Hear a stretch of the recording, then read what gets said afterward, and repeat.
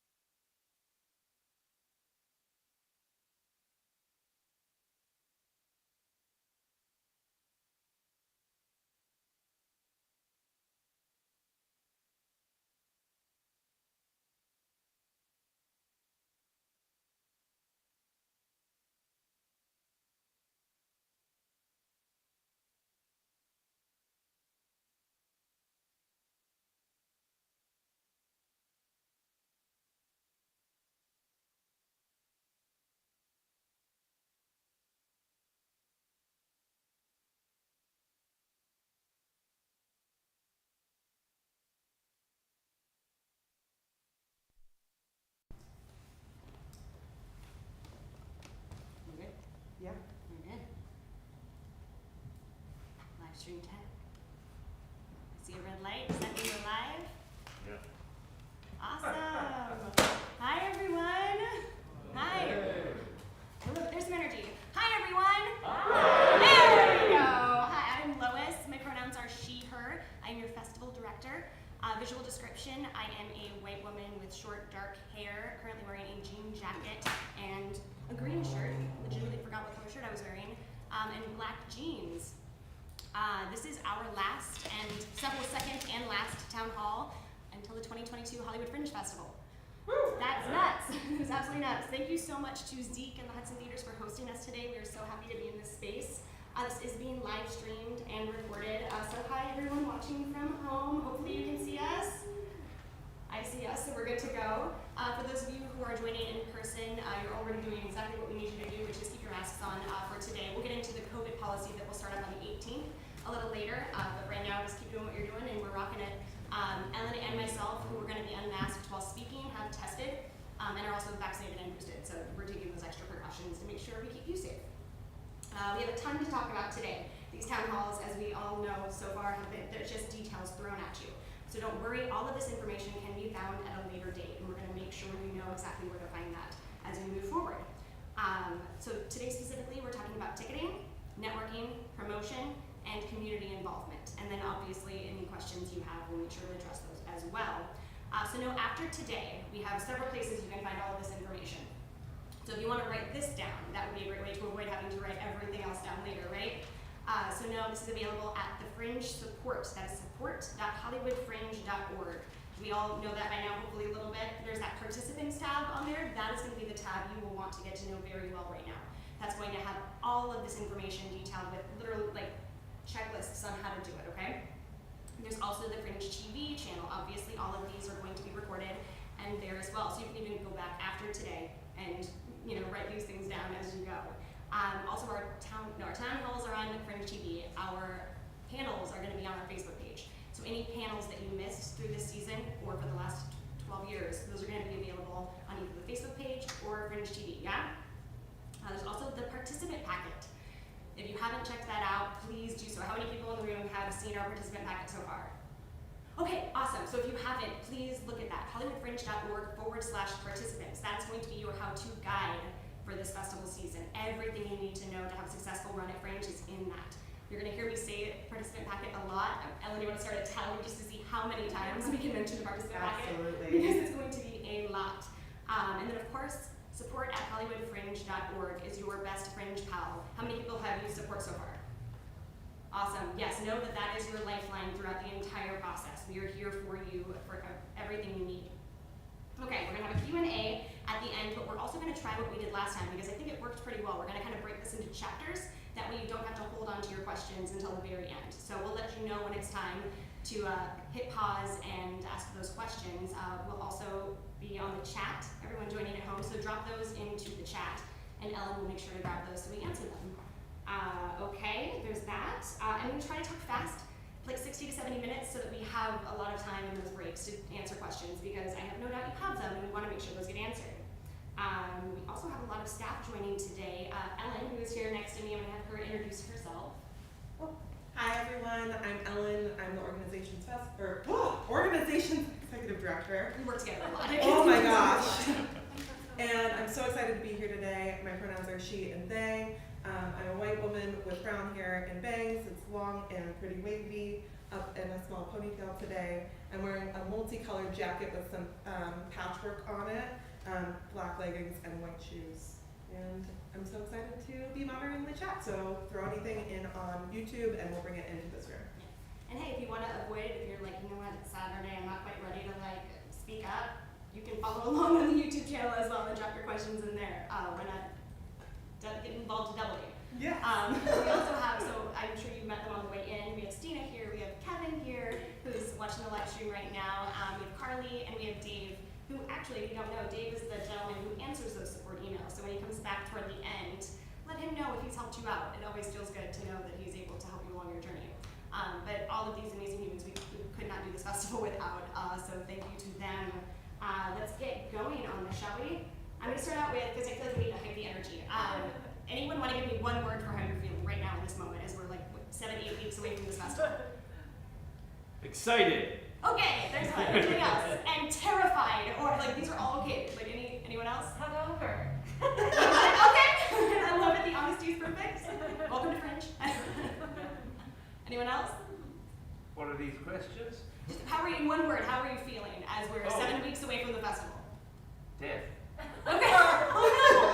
Oh no. Come move up front, my friend. Yeah, I think that's a good idea. Yeah. No, please. A motorbike drove by and I couldn't hear a thing. Oh, I'm so sorry. The important stuff we haven't covered yet, and I'll try to speak up. All right. Anything else? Anxious. Anxious. Okay, good. No, honestly, these are all normal feelings. We are feeling anxious because it's a big thing we're all about to do, right? Anyone else? All stressed. A little stressed. Yes. Absolutely.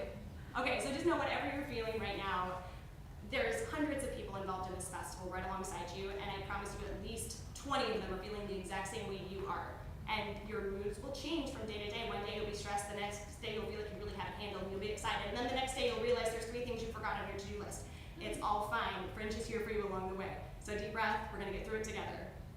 Okay, key dates. This list is getting a lot shorter as we near the festival. We have just wrapped those guide deadlines. But no, if you're sitting here and haven't registered, or you're sitting at home and are thinking about registering, you can still do that. The deadlines that we're in right now are just the printed guide deadlines, because print takes a little bit longer and we don't have the turnaround like we do on the web. So if you haven't registered, no worries, you can still come play and have a full Fringe experience. April 18th is that next date. That was going to be our safety guidelines for audience. Anyone notice that they dropped on Friday? Very good. That means we're reading our emails. We wanted to get those out to you as soon as possible so that we could talk about them here if there are any questions. May 1st is that next key date. What happens on May 1st? Tickets. Tickets go on sale, right? Things are getting very real on May 1st. And then June 2nd through the 7th, those are your preview dates right before the festival, which takes place the 9th through the 26th with the opening night party on the 8th. That is going to be at the LGBT Center again this year. We are so excited about that. That is an outdoor courtyard. It's absolutely stunning, and we'll get to all be together on June 8th to celebrate what we have done and what we are still going to get to do all month long. And then we'll come back to the LGBT Center on the 26th for the awards and closing night party. Yeah? Big things to look forward to. Okay, events that are going to get us to all of these important dates. We are wrapping up our events list, so this list is also very short. The only thing left to go over is the Festival Expectations Workshop. That is going to be on Sunday, May 8th from 12 to 2 p.m. on Zoom and Facebook Live. That's going to be a really important one, especially to get you excited, because that's we have panelists who you get to really dive into what you get to do at Fringe. Not all of the work you have to do, but what to expect at the festival. So that's going to be a really important one to attend. And remember, if you've missed panels, you can always go back. Facebook and YouTube have all of our panels. I specifically recommend marketing and tech. If you did not catch those panels, I highly, highly, highly recommend those 2 panels. Those are going to help you immensely over the next couple of weeks, yeah? Office hours, we are in full swing. How many people have gone to office hours so far? Yes, this is when we build our community. We get to know each other, so we have that support system we keep talking about. The Fringe Festival is, of course, about the wonderful shows and the art that takes place, but it's just as important, if not more important, it's about community. It's about doing this together and being a stronger team of artists because we get to do it together. So make sure you come to those, you get to meet each other, build those Fringe ships that we talk about, and network your show. Talk about how amazing your show is, and get ready for those tickets to go on sale to get butts in your seats. Those are every Wednesday night. They've already started and will run all the way through June 1st. There are different bars every week with a different discount. If you're there as a Fringer, you will get a discount that's usually like $1 off or 15% off, things like that, of your drinks. And then on June 1st is also going to be our runway event. So that's going to be a giant office hour celebration. Details coming up in the next 2 weeks? Yeah. Yeah, about 2 weeks, and this will be a chance to show off your costumes, to show off the amazing work that the costumers do at Fringe, and build anticipation for your show by showing a little piece of your show. So keep an eye out for that. We also have the digital office hours, April 28th and May 19th from 7 to 9. Those are set up for our out-of-town friends or for those that are a little more cautious about COVID and want to, stay at home, and totally understand that. So we want to make sure you have an option if that's where you're at. It's speed networking. Kevin, did you want to talk at all about that? Yeah, sure. So it is a really awesome event where we get to speed network with each other, and we come in a room and we break everybody out into individual groups of 2. one-on-ones for 5 minutes, and then we randomly switch everyone. So it's really, really fast-paced, and you get to talk about your show, give your elevator pitches, start making those friendships that are really important to sustaining, one, your sanity during the festival, but also your audience. It's how you build your audience and kind of get that 6 degrees from another person within the Fringe Festival. So really recommend it. It's really fun, actually. It's a very high energy, and then at the end we kind of come together and we all talk and about the show, answer any questions anybody has, and yeah, great time to network and get connected to the community. Yes. Did I miss one? We did have one, yeah. One was like last week-ish, and then the next one is next week. I never heard about the one last week until today. Well, we'll put some more stuff on there. You can follow us at on our social media. I can help you out with that. Yeah. Absolutely. And then the events page is also going to have all of these events as well. So if you go to the homepage of our website, that top banner of events are one of those 3 boxes, and that's going to have everything that's happened already and what's still coming up, so that you don't miss a beat. I will say office hours, it's like for networking and marketing, hugely important, but it's also to start to get help. Like if we're about to start worrying about box office and vax checks and things like that. So this is a great way to start buddying up with another show. That way you can, I will run your box office. If you run mine, I'll check your, vaccination cards if you check for my show. So this is an important time to start to build your show's network in that way as well. Okay, some things I'm gonna throw out there that we throw out at every event because they're super important. If you haven't checked these off your list, please do that today. Start getting involved on social, just like Kevin was just talking about, at Hollywood Fringe. Sometimes we miss emails, we know we do. So social's gonna be that secondary place to see what's coming up, and we usually hit it a couple days before and the day of as reminders. So at Hollywood Fringe, and then when you are posting about your show at Fringe, use hashtag HFF22. That way we start to build that digital network as well. We're talking about read your newsletters. If you've noticed, you've started to get participant-specific newsletters, right? Those are going to be so important. That's going to make sure that you don't miss a beat through this process. So make sure you're reading those, and make sure you add newsletter at hollywoodfringe.org into your contacts. That way the emails don't sneak into your spam folder. That happens a lot. So that if you're not getting them, consider that might be right. Why? Because I'm pulling that participant list every day, so nobody's getting left out of that. Okay, the event page we just talked about. So events, keep an eye on those events. You're not going to want to miss those as we go forward. Okay, the printed guide. Let's go through that. So we just had those big deadlines. Were those a little overwhelming? I know that we got a lot of questions. I know that it's like the first deadline in 2 years as well. Last year we didn't have a printed guide, so that's a whole big change. So I want to let you know the deadline has passed, but we are going to hang tight for 2 more days to give, because there's still a couple shows that are really wanting to confirm any finalized schedules and check on prices again. So we're going to hold off on that for 2 days. So if you're registered for the Fringe, you have 2 more days to look over your guide listing. So when you go to bed on Sunday, that's when you're going to want to feel good about what you have listed. So I'm going to go over that too, so you can give that one last pair of eyes. You're going to log in and click on My Projects. Once you're in My Projects, click on the project that you are currently performing. If you've done Fringes multiple times, you're going to have a lot of projects on there. So make sure you're checking the one you are doing currently. This is in your admin tab once you're in your project. The far right, this is where it's going to say guide proof. So admin tab and then guide proof, and that's where you can see exactly what is going into print. So things you're going to want to have eyes on. You're going to want to have eyes on your title. Believe it or not, that is one of the things that gets missed most often because you assume that that's right. You don't double check your title, right? So double check your title. Also, if you've been on the fence about what to call your show, now's the time to make sure you're happy with it. The theater company shows up on there as well, so you're gonna want to check that. The runtime. I know this doesn't seem like a big issue, especially for a standalone production, but runtime is huge at Fringe. You have people who are seeing 10 shows in one day. If they're looking at the guide and seeing that your show is 60 minutes and it goes 75, they've now missed a show and are not going to be back to see your show in the future because they don't trust your runtimes, yeah? So make sure your runtime is spot on.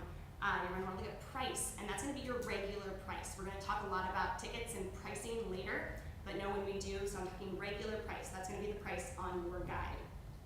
Content warnings, make sure you're looking at that so you don't surprise your audience. You're not going to get audience back if they're surprised by your show. If they can't do flashing lights and your show is filled with flashing lights, that's not going to be good for that audience number. So look at that. Things like nudity as well. You're going to want to make sure that is put in there if that's something with your show. Age recommendation. For a lot of shows, this is the recommendation. I will say if you are at the 3 clubs, that is a bar. You're going to want to make sure 21 plus is listed for that age. That is the one Yes, that is the one venue that is 21 plus without question. So make sure you are at the 3 clubs, you are listing your show as 21 plus. That inevitably ends up with emails to support and people who can't see your show because they're 18 and booked to get a ticket. Okay, short description, that's your 300 characters. Does everyone know what 300 characters are? All right, we live in a digital world, everyone knows what that is. So look at that, look for typos. I know that we probably looked a lot about content, making sure that we're really happy how it explains the show, but please check for typos. When we pull those ads or pull those listings, we're going to see hundreds of these short descriptions, and we cannot look at typos for each one. So make sure you're looking for typos. In fact, take a screenshot of your ad, of your listing, and send it to a pal. This is something Ellen and I do all the time, especially when we're stressed and under deadlines. Yeah. We're writing copy for some new program, and it goes back and forth twice to make sure that we don't just have tired eyes and are missing obvious errors. So please check those out. So what are we gonna do right when we get home tonight or anytime before Sunday night? Check the guide. Yes, check the yes, please, because, yes. Because y'all, this is going to print, there's no takebacks in print, right? We wanna make sure you are happy with what goes in there. Okay, so that's what we're doing. We have homework. That's the only homework I'm gonna give you today, I promise, so it's really light. Let's get COVID out of the way, shall we? And I need water, so Ellen, would you pop COVID in? Yes, I will. Sorry, I was chatting away with my friends on YouTube. Hi, friends on Excuse YouTube. me. Yeah. Just a question on marketing before you move on. Yeah. You're talking about the print guide, Yes. and if I'm understanding correct, it's already sealed. There's no opportunity to Yeah. send more. No, so that's what we're saying, yeah. Like, so we have those deadlines. We're saying, like, we've gotten emails through support. We've had a number of people who are still like, they need 24 hours more. So I'm gonna just let everyone know across the board, we're not pulling that final pull. Like, we pull all of the listings in one fell swoop. We're doing that on Monday. So, like, hot tip, you have 2 more days to make sure you get that in. Yeah. Then when it comes to that guide, it's just going to be short descriptions on there. The long summary, that we could just fiddle with that. Yeah, fiddle with the as long as you want to. It can be Okay. every day because that is just on the web. Yeah, absolutely, and that's instantaneous. So whenever you want to change that up, absolutely. Perfect. Yeah. Cool. COVID. I have a super fun job of talking about COVID.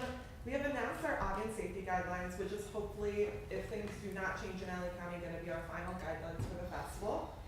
But as we all know, as we've learned over the last 2 years, things change really rapidly. And so we just want to put that forewarning out there and let you know that there is flexibility within this policy for you to make choices that make your production feel the safest. So just like all participants, all audience members are going to be required to present proof of vaccination or negative test results for all performances at the Hollywood Fringe. If they're not fully vaccinated, they're going to need to show a proof of a negative test done within 48 hours, 24 hours if it's not a PCR and it's an antigen test. Also, just letting you know, most of our venues will not accept at-home tests. So it's really important for you to kind of nail that language down and make sure that you're kind of putting that out with your marketing as well so people aren't shocked. The part that is required across the festival, that is not going to change. The part that is kind of up to you and up to your venue spaces is whether or not you will require masks. We are strongly recommending that you do require masks, especially in that beginning of the festival, just based on the sheer number of people that will be going through your shows. In a typical year, we'll have 60,000 tickets sold during the Fringe, which means that's that much cross-pollination, people sitting in theaters together, coming to all of our parties, and the last thing we want to do is have you have to reschedule your show. That being said, if you have to do that, we will do that with you. So if somebody does test positive on your team, we have a protocol for that. So just email support@hollywoodfringe.org. Your venue and us will work together to make sure that you're able to reschedule performances. We did have that happen maybe once last year. We didn't have any COVID cases on site last year. So we've already done one festival without any COVID cases on site. But Help us keep our record. which is so help us keep our record. And what we did last year is we would work with the venue and with all of the ticket buyers to make sure that they could get into another performance. And what we kind of found out is that if we really encouraged people to kind of consider, most people didn't lose money when they needed to kind of switch over. The ticket buyers would either switch to a new performance or they would donate that ticket back to you. So don't be too worried about it. It's not something that's super shocking, and it's something that we're very used to at this point. Your venues are very used to at this point, and so they'll be really supportive in that process. Can I add one thing Yeah. really quickly? I want to say too, like we are living in a different situation than last year in that we have a lot more shows. Last year was a very light year for us. This year you're going to be in venues that are fully booked. So that's why we want to impress upon you the importance of your COVID safety throughout the process, because there might be a world where your venue is fully booked throughout the festival and it's going to be really hard to find a time slot for you, or a good one even. So just keep that in mind as well. But I mean, there's still always options. You know, there are encores, which Matt will talk about later. There's options where we can get you to continue your run in some fashion, but it is important to take that seriously for your enjoyment of the festival. As far as checking the proof of vaccination and negative tests, some venues might provide that service, and a lot will not. So you need to be in conversation with your venue about who's going to be checking about that. Same thing when it comes to masks, although for both of these, it is your responsibility as the primary producer to make sure that these things are happening. So if you add on that you want masks to be required, it's your responsibility to have somebody who's going to be checking that or reminding people at the door as they're checking people in.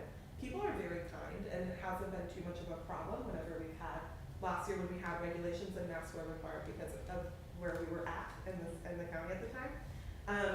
People will be very kind and gentle, and there's great ways to do that. And I think being able to, when we are going to each other's shows, having empathy for the shows that choose to do that will be really important, even if you don't choose to do so yourself. And vice versa. So you're gonna need to just make some personal choices about what shows you're going to go see, about what you're going to do with your own performances, and make the one that's most comfortable for you and your cast, because at the end of the day, you're the one who's going to be responsible for making sure that that happens. The way that you're going to notify your people, the people that are coming to see your show, is not through your short description, through your long description on the website. Do not put it in your short description. That gets to print, and who knows, we can't change it at that point. So put it in your short description. All of our language that's going out in our guide is basically to have like a fringe pack. We're going to say, bring your mask with you, bring your proof of vaccination or negative test. Proof of vaccination and negative test will always be required. Masks will sometimes be required. We will be having masks across the festival if people need to have some. If you are choosing to do that at your show, it might be good to have a couple on hand. They're very cheap now. You can buy about 50 for $5. There's other free ways that you can do it as well. Online, there's free PPE, that kind of stuff. I lost my train of thought because I went off script. I'm being honest. Transparency moment. But basically, that is basically the end of what we need to say. Make sure that you're putting your information in your long description, not your short description. And even if you're going to just follow the festival safety protocols of masks are optional, make sure that you're putting in that vaccination and negative test is required, even though it's going to be on a banner at the top of every show page. Yeah, I think that's the really important one to hit, because there's nothing you can do about that once people are at the door, right? They can put on a mask when they get to the door to see your show, but they can't go get vaccinated in time to see your show. We're going to test in that amount of time. So that is the really important information to make sure it's out there, and especially, we're going to talk more about this on tickets. You're allowed to sell 50% of your tickets on a third-party site, or sell them outside of Fringe. That is where you're going to want to spend a lot of time making sure they are getting the same information. If you're selling on Gold Star, you have to make sure that they are getting the same rules that if they are getting from the Fringe site. We're going to have those banners up on our site, but other festival or other ticketing sites will not. So making sure that information goes across the board on that. Yeah, and the other thing to say is that if something changes, know that our participants will get that email right away, and we will be working with our venue partners to make sure that everybody's informed if something changes as far as LA County law. Right now, we don't really see that happening, but we're not sure. Things change overnight. Full disclosure, last year, those of you who were with us last year will remember this fun day. We announced our audience policy, and 2 hours later, LA County changed their mask mandate. So things do change, and that's why we're not putting anything in print. And we also recommend that you do not put that on print unless it's the vaccine requirement. Try to avoid putting anything about masks, especially if you're saying masks are not required, because who knows what LA County will do between now and then. So with the masking, I think keep it in website form and not on print for that reason. Unless you are requiring masks, then I would put that in print, because if that's going to be a requirement, you want that everywhere, so that people are informed. Good point. Yes, absolutely. Okay, that's a big old chapter. So let's take a question and answer break. So when you ask a question, if you're here in the house with us, raise your hand, stand up, tell us what your show is. Start marketing your show right now, and we'll go from there. If you're online, hop in the chat, and Ellen is keeping an eye out right now. Any other questions? Yes.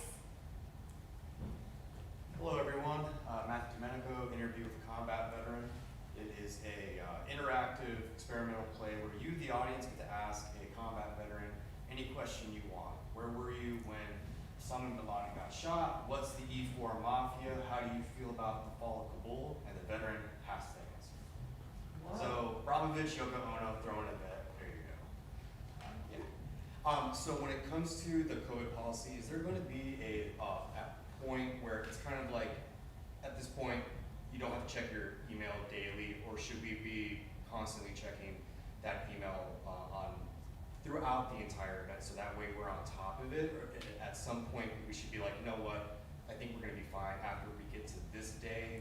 Nothing should technically happen. You should not have to be on go mode. Yeah, and Yeah. like last year. Basically. Yeah, no, I feel we're definitely not where we were last year, right? Where at any moment we were going to get some, possibly heartbreaking news where we're not there. I will say, unless there is something big that happens, in which case we will be giving you an email directly as soon as we know. Barring something like that, Wednesdays are going to be the day to keep out for participant emails. We're going to every Wednesday give you an update. Like I said, unless there's some big crazy thing to announce, Wednesdays are going to be when you want to check.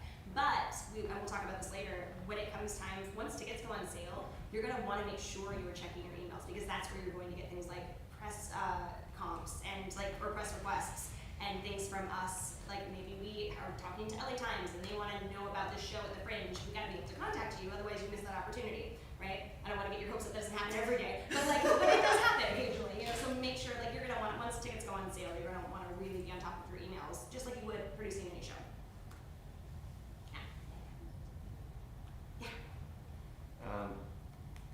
My show is called Revelations, since you asked, and it's a one-man musical, and more than that I really don't know, but I will know next time. Anticipation. If somebody comes in and they don't have a vaccination card, is there somebody heavy that throws them out, or exactly what do you do with it? So have them email support. That is going to be your best friend. Like we've been talking about it through this process and during the festival. And it was like last year, and this was new. So for anyone who doesn't know, we were one of the first orgs, if not the first, in kind of the big festival that required vaccination. It was before it was mandated by the county. And so we were highly anticipating things that it could go awry, and we had so few issues. I think there were maybe 5 total emails that where people were very upset, but they weren't upset at the participant, they were upset with us. Because at the end of the day, it was our choice. You were following the festival's requirement, right? And you can put it on us. Yep. I think you should.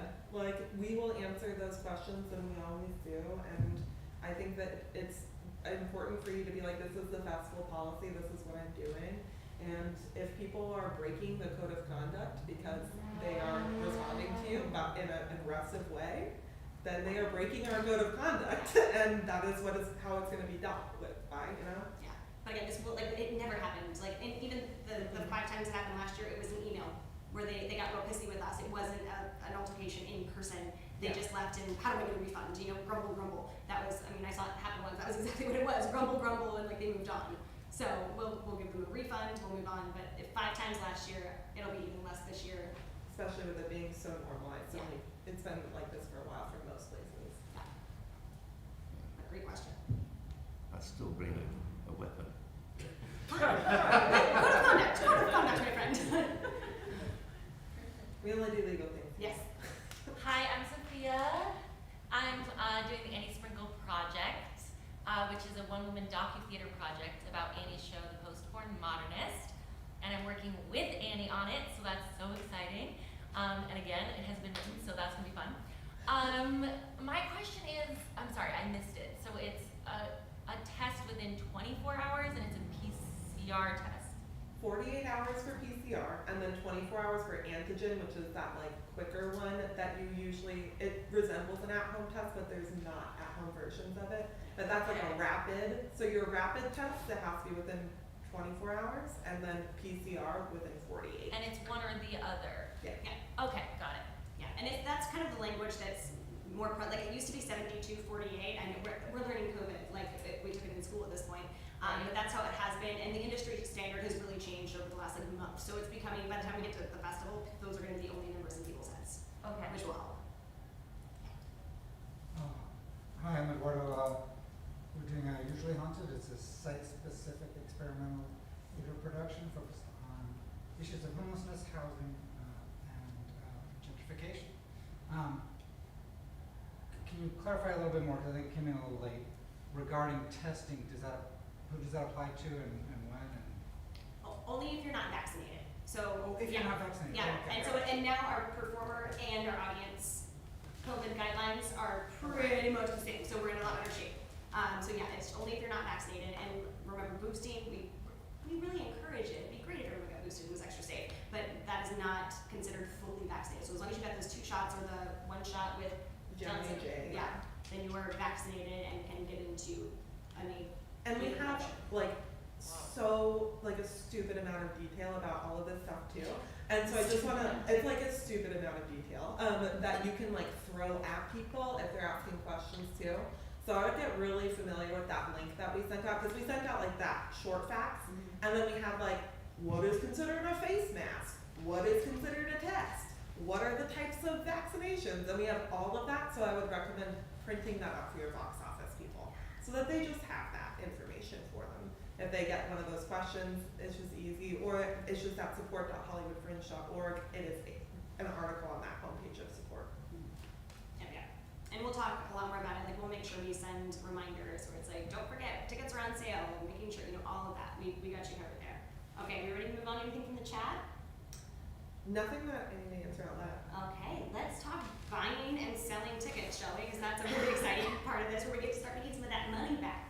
Okay, buying and selling tickets. So all of this, again, is explained in the participant tab of the supportal and in the participant packet. Tally number 2, 3, 4, 5. I forgot to tally. We're gonna hit 20 easily. So no, this is all, again, like, I really recommend, as you're kind of looking through and figuring out what you want to do with tickets, looking through those pages at the same time, because it's all mapped out for you. So ticketing procedures with Fringe. We gave 100% of revenue back to participants. We do not take a cut of your tickets. There is a service fee attached to the ticket, but that does not come out of your pocket. That is charged to the patron purchasing the ticket. Does that make sense? So every year that gets a little complicated. So yeah, we don't take a cent from you and your ticket fee. At least 50% of your capacity must be sold on the Fringe website. We talked about that a little earlier. And we know with live stream it gets a little messy. The key with live stream is make sure you have some of your live stream available on the Fringe website, and then you can certainly sell tickets elsewhere as well. This helps us to market the festival and then send people to the site where there are tickets available. That gets really awkward if we're marketing a festival and nobody has tickets available on the festival website, yeah? There's 3 basic types of tickets. You have your regular, that's gonna be in the printed guide, right? That is just your standalone regular ticket price. Then you have your community ticket price. That is your button price, and we'll talk more about buttons later. But that's gonna be just across the board $1 off from your regular priced ticket.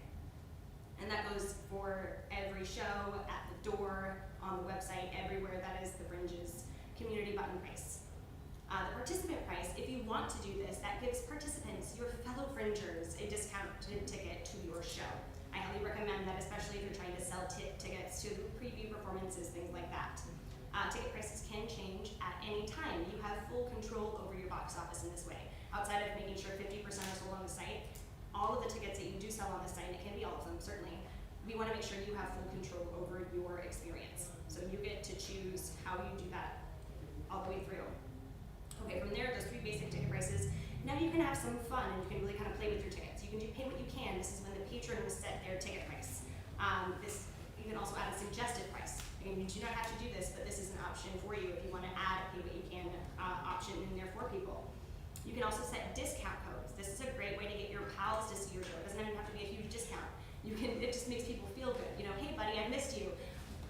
Why don't you come see my show? I'll give you a special price because I love you. Or, it just helps with marketing. So you can do that. You can set as many discount codes as you want for as many performances as you want. Totally up to you.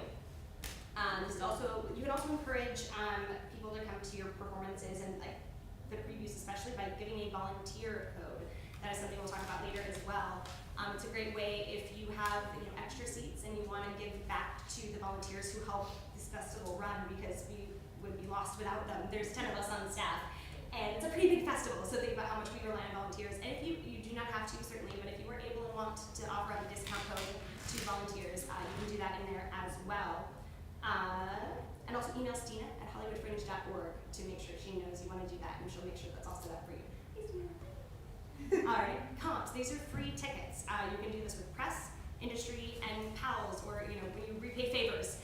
how the comps work. This is a really big thing for participants. I've noticed over the years to do comp swaps. That's the hardest word for me to say. I always say comp swaps, and yeah, I'm not okay. Yeah, I can't do it. I cannot do it. So comp swaps. Yeah. This is big for previews week. That's a really great way as you're meeting each other and you want to see each other's shows.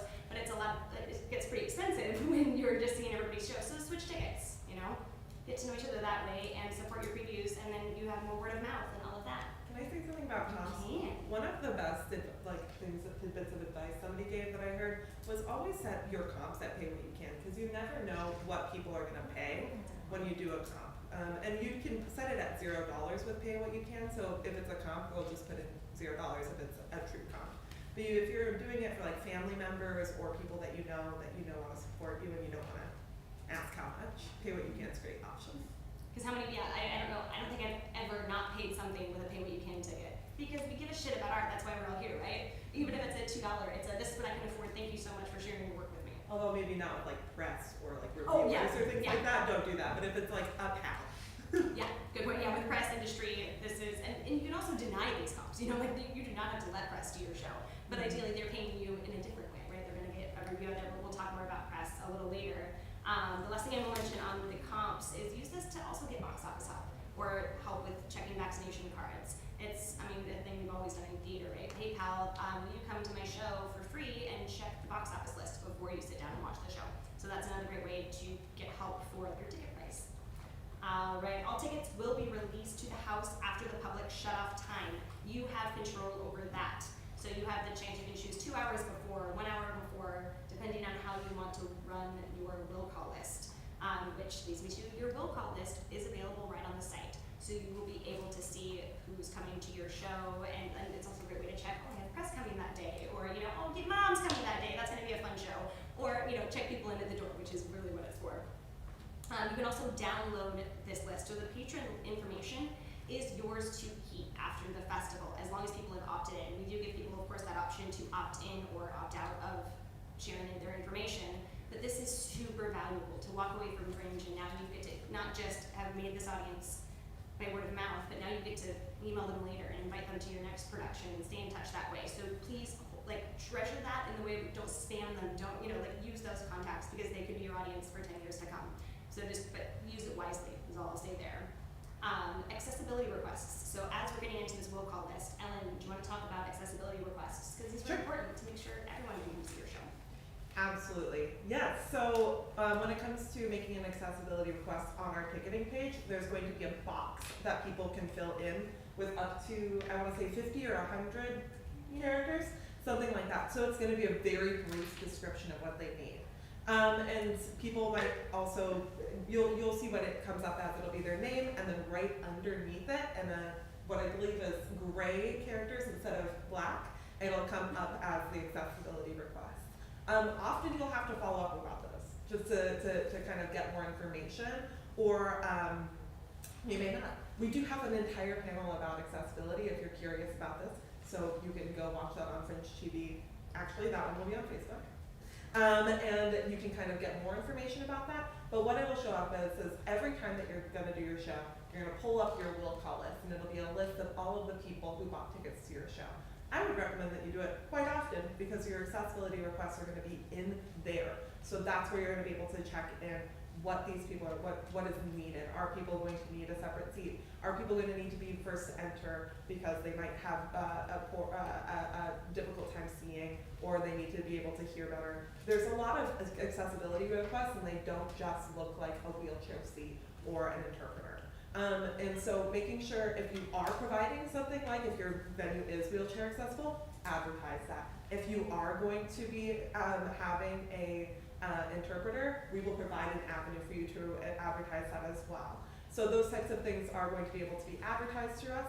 And if you aren't able to do that, that's why you need to be checking your will call list, to be able to email back that person and say, I'm so sorry, this is not available. And either you can provide an alternative if you have that alternative available at one of your other performances, or you can say email support, you can email us and we can give them a refund. So we'll work with you on any of those requests that you need to kind of work with and see how things are going. A lot of it is just based on flexibility. A lot of these theaters, as you know, aren't fully accessible, but there's a lot of ways to make things accessible. There's alternate entrances. There's ways that you can kind of make sure that you know where accessible bathrooms are within the kind of couple blocks of your venue if yours does not have one. And we're going to be providing an accessibility map with that kind of information as well. But as soon as we do, I would just recommend that you kind of take that information in so that you can give it to people and that you can make sure that you have as many audience members in your house as possible, regardless of what their needs are. So now that you have tickets on sale, how do you get people to buy them? Let's talk about that. The Fringe website, obviously, that is where you need to be selling about 50% of your tickets or more. And then there's other ways, of course. So you're going to send people to our website to buy tickets on your postcard. It's going to be hollywoodfringe.org, and you can use your full link or the short link, which is going to be HFF22.com/your project number. .co. Sorry. /. .co. Brain fart. .co/your project number. Reading too fast.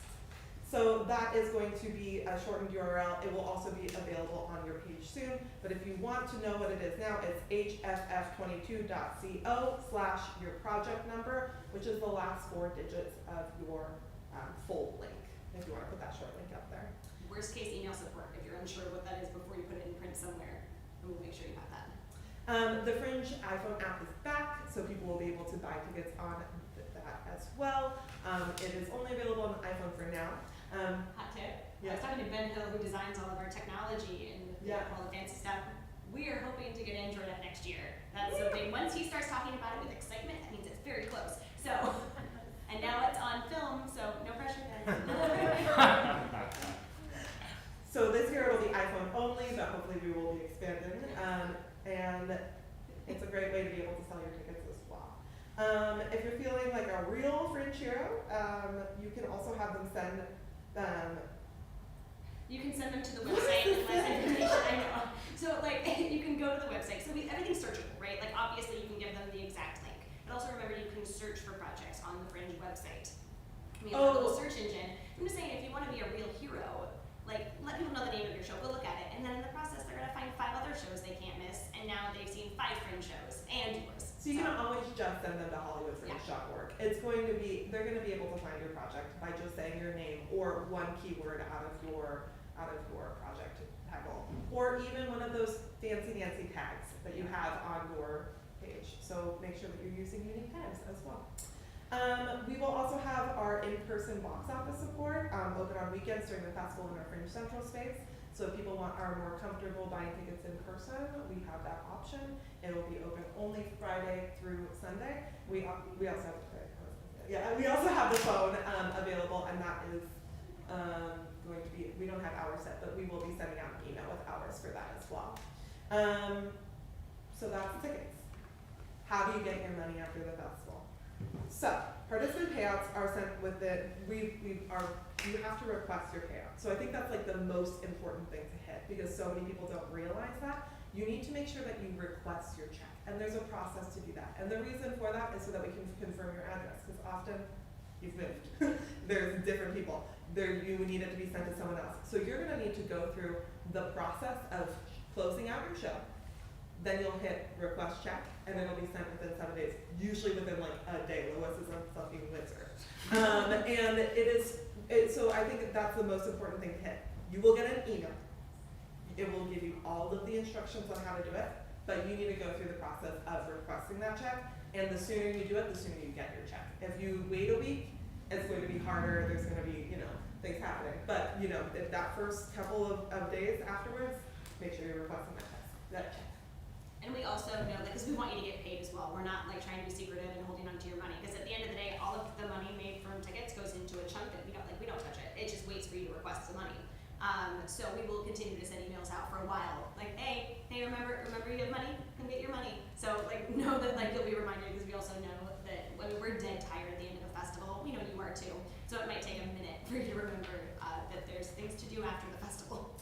And then lastly, but certainly not least, we have information in that closeout that is just questions that how many tickets were sold at the door? What's going on? And you might be like, why do they need this information? We try to be as transparent as possible. So we actually have an annual report that we started last year that tells you all of the details about from where the Fringe organization spends the money that we take in from the festival to like what the trends were at this year's festival. So you can actually look at that for the 2019 numbers and 2021 numbers at hollywoodfringe.org/annual report. And that will have all of that information, like average ticket price, how many people were streaming versus how many people saw in person. All of these like really cool details, and we want to continue to offer that information for years to come. So you're gonna have to answer, it won't take very long, but like 5 minutes worth of questions at tops, and then you'll be able to close out. And that's also why you got asked questions in your registration as well. Yeah, absolutely. I'm gonna throw out one more thing actually, because I realized it's not anywhere in this agenda, and it's kind of important. How many people are live streaming this year? Awesome. And know that like I think we're gonna have, like last year we had a lot. This year we're still gonna have a decent amount, but it's gonna be less. But it's just another opportunity to build your house. So now you have 1,000 tickets to sell on top of your in-person house, right? Or family from back home, whatever it is. So that is something that you probably haven't worried too much about yet, and you're still okay. I just want to remind you that along with building out your tickets on each performance, you're going to want to make sure your live stream links are in there come performance time. So you can, when you go to edit each performance, and you have to do this for each individual performance, right? Because each performance is going to have a different streaming link, just like we do today.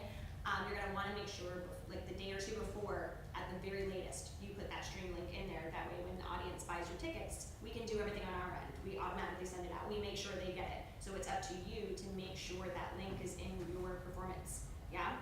If the venue is doing your live stream, if you have nothing to do with the live stream happening for your show, don't worry, they're on top of it. But it's always worth checking into. I know there's some venues that handle it fully, and then some venues that welcome you to bring stuff in, but they don't do the live stream. So that's something, if that's the case, you will put in there. Also double check it, make sure you copy paste, put it into a different tab. Yes, okay, it works, it takes me where I want it to, and all of that, because otherwise you will get a very panicked email from myself or Carly come festival time, day of, and at a certain point it will be a phone call an hour before your show. We don't want that. You should be focused on your show and not hearing from me screaming, where is your live stream link? I have 20 tickets sold. Yeah? Okay, I think questions, yes? Questions, let's do it, yes. So remember, your name and what is your show? My name is Noelle. My show is called A Day with My Mother, and it's about a day in the life of a woman named Cecilia.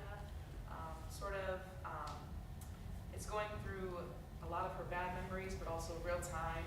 Her perception is very skewed. Things are really confusing for her. And on this day, she meets with a new psychoanalyst and sort of unlocks reasons why she's feeling the way she's feeling, why she's going through these sort of crazy visions and demons and all that. So she's like very out of control and is sort of trying to find control. And my question is, what do you think is like an appropriate price for tickets? Because I don't want to like charge too little and also not like overcharge people. Yeah, that's a great question. And I will say, so definitely if you haven't checked the marketing and ticketing panel, because it always is best to come from, those are participants.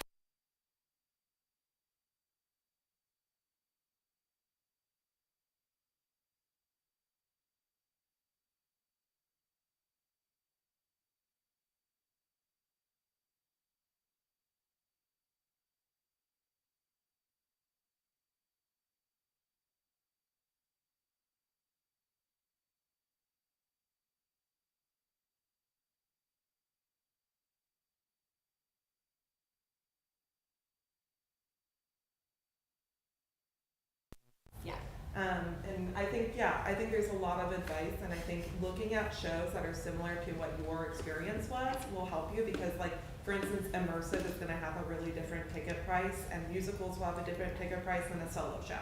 Like solo shows at $12 might be the top end that you would see. So I think looking, like, some of the best advice I've ever heard is like, go and look at all the award winners and be like, I want to be like that show, and figure out what they did. Because what's so cool about the Fringe site is that there's all that logged data from like 5, 6, maybe even the whole festival. It's the whole festival. It's the whole festival. Unless people opt out of, Basically, if they have opted out of not being shared, then that is going to be a problem. But you can kind of like track what they did and kind of start to like mirror that. And people in this community are so nice. If you reach out to them and ask them questions, they might respond to you. Especially if they're doing shows this year. People are really giving in this community, and coming to office hours and kind of getting a sense of what people are doing will really help you. absolutely. name's Clyde Kennedy. My show's called Revelation, and it's a one-man musical catastrophe. Anyway, I wanted to ask you about comps. So I want to give out different levels of comps. How many comps can we list, or how is it done? I don't believe there's a maximum. Yeah, I don't think we've ever hit a number that the site didn't handle. So yeah, there's no maximum. Give out as many as you want. And if I do give out a comp to somebody, how do I do it? Is it all online, or do I actually hand them something? No, it's all online. Yes. Yeah, so you'll pop in that code, and then they'll go in and buy a ticket just like they would if it was like dollars, and they'll just pop in the code, and then they will not have to be charged a ticket price. Thank you. Yeah. What if I put a discount code which actually charges them a little bit more? That's fine too. Yeah, it's like you can go across the board with that. You can go as you can go as crazy as you want to, or you can minimize it. You can also decide every performance you have a different code. That way you can test out theories too. You can kind of test some marketing strategies with these discount codes. Give out different codes to different groups of friends to see who's showing up. You know. Matthew, interview, performance art. When it comes to the volunteer comp code, do we notify someone of that at volunteer services so that way? Yes. Yeah. Perfect. Okay. Stina, did you want to give a spiel?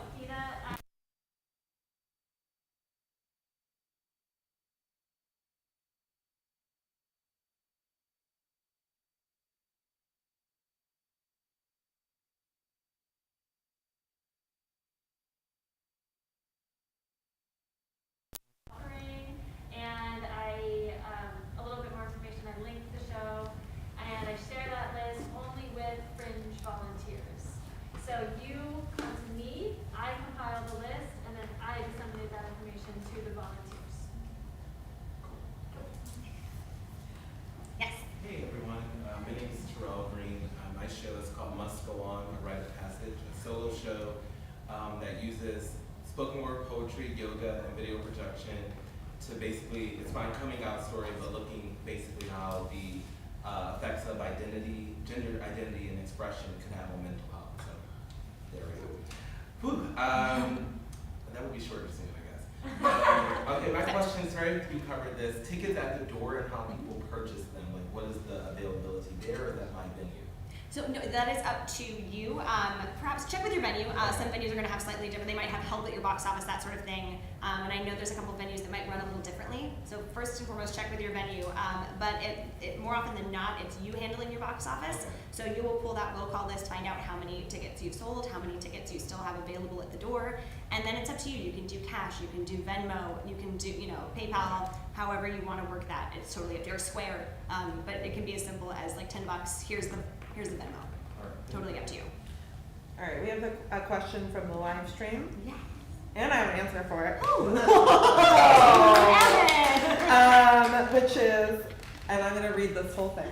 My name is Falcon Singh, and my show is Cleo Universe, which takes place in the year 3000. Cleo is a wormhole bus mechanic and witnesses his best friend murdered by smart cops, launching him to the front lines of saving Earth and pitting him against the richest human alive, tech mogul Max Eon.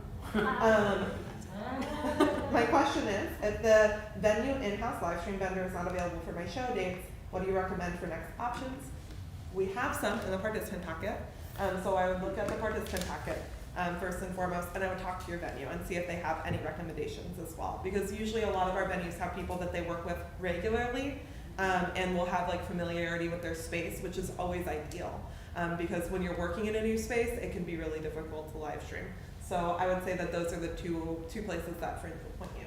Yeah, absolutely. With the venue, check with them for the participant packet, absolutely. But on those venues, and also the Facebook groups. Remember that you have a whole group of people. Even the people who run Facebook groups are not just this year Fringers. They're Fringers who have been a part of the community for 10 years, which means they have people like videographers. A lot of videographers have switched to doing live stream right now. So there's people all over the community, and you're going to have different ways to go about finding the right person for that.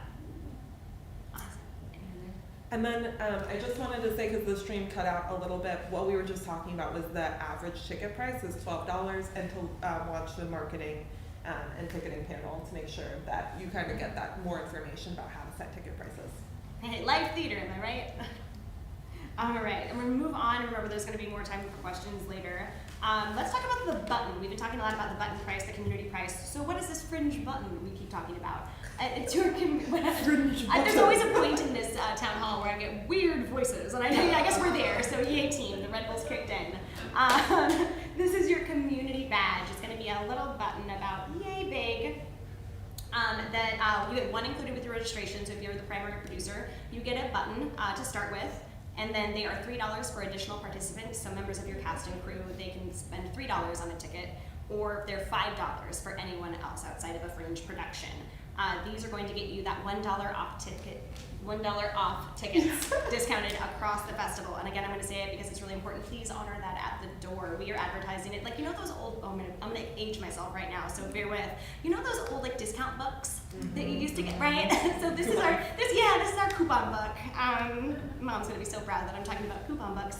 So that's what that is for Fringe. And this helps us sell more tickets for you because we're giving people, hey, buy a button, and now you get discounts across the platform. So this is helpful to you. This also gets you special access to Fringe events. So like the opening night party, you have to have a button in order to get in. So that's going to come into play later as well. This is also going to give you discounts across the whole city. And so tickets, Fringe Central, we're going to have some discounts. We'll talk about that in a little bit. And then a lot of hotspots. Carly, can I put the spotlight on you? Do you want to talk about hotspots? Sure, yeah. So, hi, I'm Carly. I'm the operations manager. We are currently confirming our hotspots. Basically, we're going to get some awesome discounts at coffee shops, bars, restaurants around town. So, stay tuned for the final list of those. But I'm very excited to announce a few cool spots that you guys can find. Yeah, no, it's an exciting list. Like we've been doing this for quite a few years, and I'm really excited about this list Carly put together this year. So that is your button. We will have those available at like right before the festival, so look out for them. Like we'll bring them to office hours the last couple weeks once we have them, and it should be soon. I'm literally putting the order in tonight, so to get those as soon as possible, and then you can have them, and you just come up to us during office hours once we have them and say, hey, you know, here's my name, I'm the primary producer, and get your free button, or you can purchase them as well. That way you have it ready to go for the festival. Okay, promotion and networking. Are we ready for another big chunk? Deep breath. Okay, let's do it. So press, that's a big one, right? We said we'd come back to this. Well, here we are. You're gonna wanna post your press releases. How many people have posted their press releases? That's okay, you still have time, no one panic. So you're gonna wanna do that though. And we have lots of information on how to do that, and I'll talk about that too. So there's a handy press tab on your project page. Has anyone seen it? Okay, I think next level of homework, so we're gonna look at our guide proof and then spend some time in your admin tab. Get to know that side of the Fringe project. Like first town hall, we talked a lot about project page, how to build out your project page. The next step is gonna be to get familiar with the admin side of your project page. That way you can utilize all the fun things the website has to offer. So that's where you're going to post your press release. And that's going to be available to view on the feed of the website. So those are gonna be public on the site once you post it. You're also going to want to check out the marketing and press section of the subportal. So it's easy to find what is Fringe right at the top of the website. That's going to take you to the subportal. Go to participant and then go to press or marketing and press, and that's going to have just a shit ton of information about how to do this the best way possible. This is also in your participant packet, so those two places are going to be really helpful. That's going to have things like tips on how to write your press release. There's going to be an example of how to write your press release. There's also going to be a list of recommended publications that you can reach out to send your press release to. So that's going to be a huge step of the process too, right? It's going to be on the website, and that's going to help people decide what shows to see, like press that are looking, because we will have credentialed press that we work with, and we send them to yours. Here's how you look for shows. Here's how you go find all the shows you want to see. And then they're going to look at these press releases and decide which of you to visit. So that's going to be an important piece of the puzzle. On that recommended list, so there's a whole big list of publications. We're not going to list emails. That's taboo. We don't do that. So Google them. They are available on Google. This is how we got our list originally. So you just start to Google and then you email, and make sure you have some witty lines. Make sure you're reaching out to the theater publications, but also like if you are a show about food, maybe reach out to some food blogs. If you have yoga in your show, maybe you're reaching out to some of the yoga studios in the neighborhood. So remember, it's not just theater specific, because is theater a really big thing in press in LA? And it's not, right? So let's go outside of the box and try to find more opportunity to get your show information out there. So like I said, we will manage all of the press credentials that officially come to the Hollywood Fringe. So know that we are on top of that. Keep on top of your email. We kind of went into this with Matthew's question earlier. This is why you're going to want to keep an eye on your email as the primary producer, because that is also where the press who are credentialed with Fringe will request comps to your show.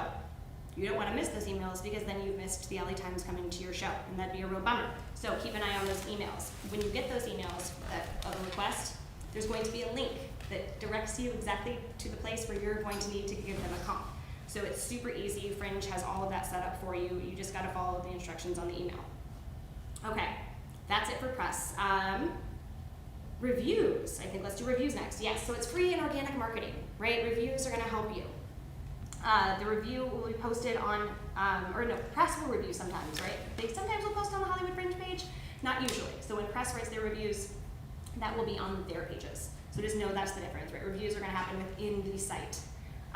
The certified review means that they are confirmed ticket buyer. We know that they bought a ticket for Fringe. We know that they saw your show, therefore they're certified. They're not your, I'm sure your mom would have lovely things to say about your show, but if she didn't actually see the show at Fringe, she cannot write a certified review. She can write a review, it's just not going to be in the certified section, which is what most people are looking at. Encourage your audiences to write reviews during your previews. If you have a closing speech, make sure you're mentioning that. It's important. These reviews are going to help you sell tickets throughout the festival process, and they will also help you market your show for future runs. Now you have these little one-line quips. This is how you kind of build your postcards out for future runs. You can also turn reviews off. If you were at a place with your production where you're not ready for feedback, that's totally fine. The cool thing about Fringe is we have productions that range from, like workshop to ready for off-Broadway. So we have everything here. And if you're in a workshop stage, if you just want to share your work and you're not ready for criticism, that's okay. You can just turn your reviews off. The only thing with that is you don't get to pick and choose which ones are public. It's all or nothing here, yeah? But I will say 90%, if not more, of Fringe reviews are loving and wonderful. It's so rare that people have harsh criticism. It will happen. I won't pretend it won't, because we live in a world where people are harsh. But it is not the average review we get. The majority of them are very kind and supportive. If you do have an issue with the review that is posted on the page, let us know if it is against our code of conduct or if it's attacking you personally. We have a whole list about reviews on our supportal as well, about things that will qualify to get a review taken down, or things that are reviews we can't do anything about. Like if it's critical of your show, that sucks, but we can't take it down for that reason. But again, if it breaks our code of conduct or is attacking you personally as a person, those are reasons we will absolutely take those reviews down from the website, and just email support@hollywoodfringe.org, letting us know if something like that happens, and we'll make sure to take care of you. Postcards. The world is changing, but we still live in a world where most people are printing postcards. If you haven't printed your postcards yet, no worries, there's plenty of time. Not everyone has at this point. Or if you don't print postcards, you are also totally fine. I'm just letting you know what most people still tend to do at Fringe.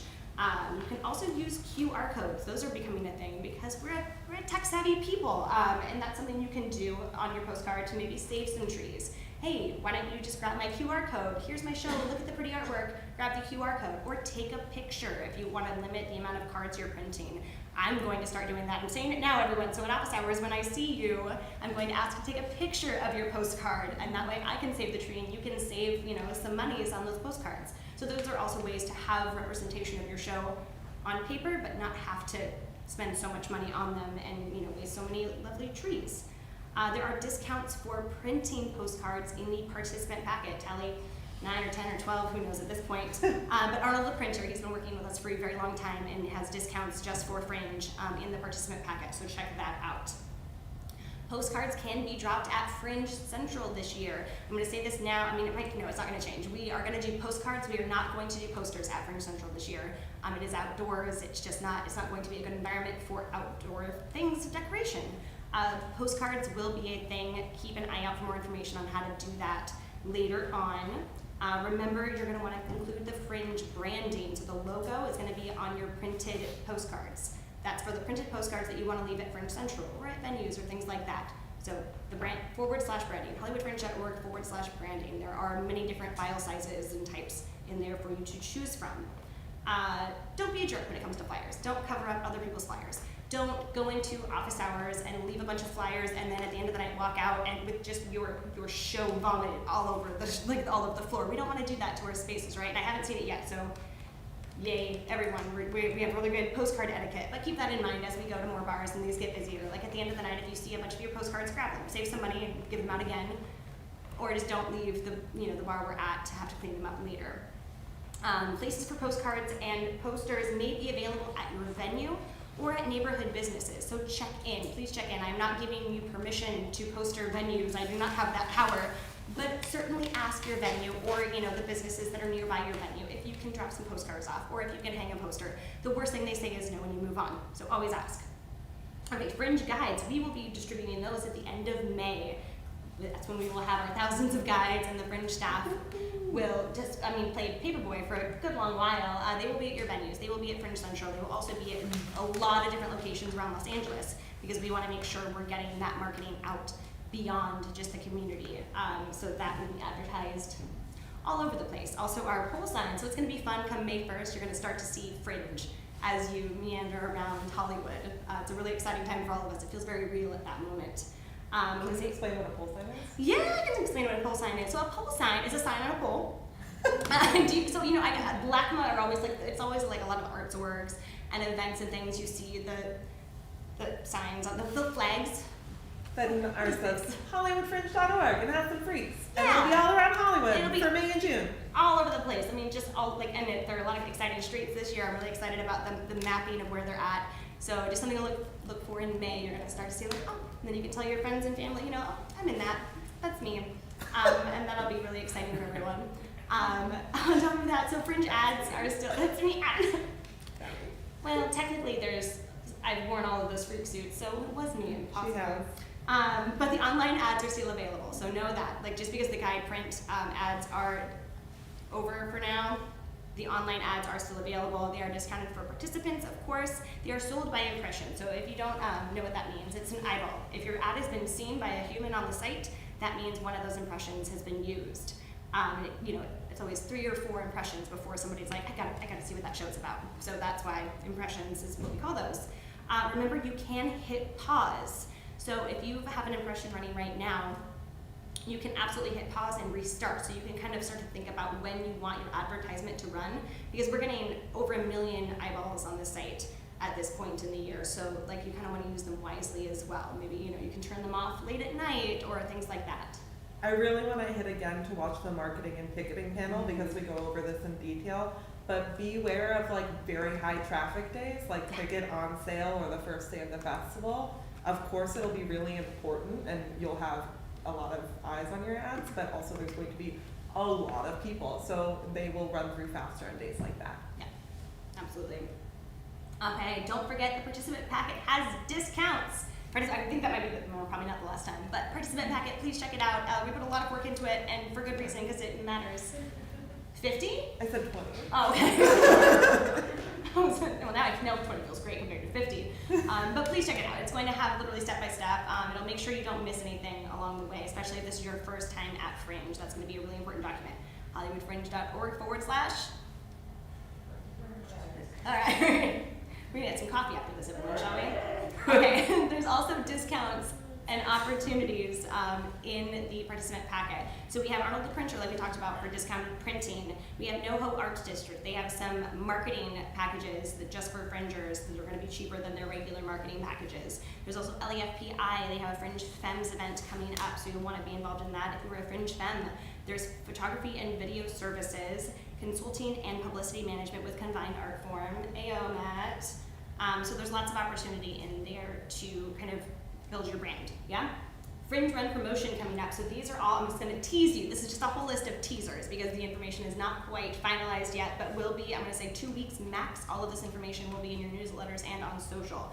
So Fringe Cabaret is back and in person. I will announce that we are at Thymele, which is really exciting. They have a beautiful space that they completely redid over the pandemic, and it's absolutely fucking stunning. I put no children on this. We're okay. I already dropped an F-bomb. Okay, good. But it's a beautiful space, and that's where we're going to host Fringe Cabaret this year. Submissions for that will open on May 1st, so keep an eye out for that. We're going to have several dates, so there's going to be lots of opportunity for you to join the cabaret and get your show out there. I think for me personally, before, like when I was still volunteering for Fringe, many, many moons ago, that was my favorite way to figure out what shows I was going to see, because it was like little teasers. It's like watching the first bit of every Netflix show until it's 11 p.m. and it's too late to finally watch anything. You're just watching little bits, so that's going to be the Cabaret. Fringe TV is back as well. We're going to have lightning round information coming out very soon. That is a chance for you to come join us for a few hours of filming. We're going to do little promos, like give us 2 words about your show, or we'll send out those little scripts, but it'll be a chance for you to like dress up in costume and come promote your show on film, and then we'll edit those together and promote those. So you're going to want to hop in on that if you're interested in promoting your show. You can also send us trailers, and that information is currently in the participant packet. So send us the trailers you have, and we're going to edit together promos as well to help get that video out into the community and out to the world to promote your shows. Show sponsored drinks is also back. Details to come. We are so close to finalizing all those little details, but know that the show sponsored drinks is a program that runs at Fringe Central Bar. So that's going to be at our space at Fringe Central, not at the bars we've been at for office hours, that sort of thing. More about the Fringe Central space in a little bit. Most importantly, show up. That's going to be your ticket into a successful Fringe, and you're already doing it right now. You've shown up. You're investing in the community. You're diving headfirst into the community experience, and that is going to be the best way to have a good Fringe experience. Come to office hours. Make friendships. These friendships are not just to get you through the festival. They end up being lifelong friendships, and it's just stupid the amount of friends and families and production companies and things that have been created because people just get in a room together who love art and care about it. So, believe it or not, Lois and I were not friends before Fringe. We were not. And now we're like BFFs. How does that happen? Friendships. Friendships, yes, absolutely. No, and it's a beautiful thing. So dive in, and you're going to have a great experience. Hop on those Facebook groups. So you can digitally join in the Fringe community. So share on Facebook. Start to share photos of your rehearsal process. How it's exciting for everyone to see where everyone is at. So I'm not alone. I'm also going through my tech. I'm going through my rehearsals. I'm just casting right now too. Share, and then open up the conversation. Show support to your fellow Fringers, just like we're talking about. A big part of it is just showing up for other people, and they'll show up for you. So just continue. It's the don't be a jerk. That's the rule of Fringe. We have a code of conduct that we'll go into later, but the big rule is don't be a jerk, and you're going to have a very successful Fringe experience. Show up, don't be a jerk, and you'll have it down. Talk to your friends outside of Fringe. There's a whole world outside of Fringe. I know sometimes it doesn't feel like it because we're so immersed in the Fringe experience, but make sure you're telling your friends and family about your show that have nothing to do with Fringe, that don't even know what it is. You might have to explain that it's not a French festival or a film festival a couple times. That's what we have to do. But invite your friends, and who knows, they might fall in love with this crazy family too, and then they just can't get enough. Come to Fringe Central on weekends. That's going to be kind of the extension of office hours. Think about it that way. It's a chance to market your show. Let's just get into the whole details, actually. Everyone's going to do Fringe Central's back. So please join us every weekend of the official festival. Not during previews, but during the festival, Friday and Saturday, Sunday, those will be open. This is our pop-up social hub that we run. So that is a Fringe Run space. It's kind of like Fringe Cheers during the festival. So it's Friday and Saturday, Sunday. We'll announce official times soon. But during the festival dates, except for closing night, so on the 26th, Fringe Central will not be open because we will be at the LGBT Center getting prepared for the awards and the closing night party, and there are not enough of us to be in 2 places at once. Maybe someday, but for right now, we can't split our staff up like that. So almost every single weekend of the festival, barring that one Sunday. It will be outdoors at 905 Cole. It's just a short walk. I can do it in 6 minutes, so I'd say 6 to 10 depending on your walk. She's a fast walker. I'm a fast walker, but I got short legs, so I kind of cleanse out. But so just a short walk from Santa Monica Boulevard. I want to say thank you to Robin and 905 Cole for hosting us. We are so excited to be in your beautiful parking lot. And that sounds so sarcastic when I say it, but it is. I am not even. It's a gorgeous parking lot. So yeah, it sounds sarcastic, but it's not. It's a beautiful space. We're so excited to have this outdoor space. And I just want to say, just because it's outdoors doesn't mean it's not covered. There's going to be sun coverings, and there's going to be, plenty of shade. So it's not like it's in the beating sun in the middle of the summer. No, and I've been looking at the weather just it to make sure. Gorgeous. It's like a rockin' high of 70 for a lot of those days. So of course, now that we say that. Yeah, who knows? But either way, coverage, you're right, absolutely. And this is where our full bar will be. So we'll have a full bar. Again, Brian's Bar is what we lovingly call the Fringe Bar. went Friday, Saturday, Sunday. And new this year, I'm really excited. You'll be the first people to hear because it was officially decided yesterday. Happy hour prices for participants the entire festival season. So at Fringe Bar, you will get happy hour prices with your participant button because it's always happy hour if you're at Fringe. So more details on that coming up, but it will be basically like give or take half off drinks for participants at that space. This is also where concierge will be and where we will sell merch. So we'll have Fringe t-shirts. I mean, one of us wearing a Fringe, go team, not a one of us. no, nailed it. But we'll have like past year's t-shirts. We'll have our classic black Fringe t-shirt, and then we'll have a new Fringe t-shirt this year that Has no, just in case it doesn't happen. No, it's gonna happen. Okay. I already asked him. We already, okay. Yeah, I already okay, confirmed then. it. It's gonna have the show names on the back again. Woo! So your show name will be on the back of the t-shirt.